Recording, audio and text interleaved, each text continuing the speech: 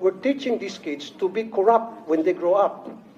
How and why? Because they know and they knew na yung paghihingi sa kanilang contribution ay pangingikil. Sir, So pag lumaki po itong mga estudyante, makikita nila na okay lang pala yung mangingikil kasi si teacher nangingikil sa amin. So paglaki nila, there's the possibility na baka mangingikil sila. okay. Madam Chair, Your Honor, number one, you asked the question on how you can help. Paano kayo makatulong na senator na kayo ngayon? Pwede po kayong gumawa ng batas na ipagbawal po ang voluntary contribution sa mga PTAs. And then, pwede po nating i-implement yan. May penalties po yung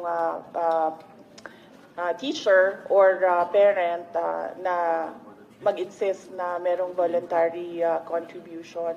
Ang mga PTA po, just like all the other associations, are guided by the majority. Kung ano po yung nadidesisyon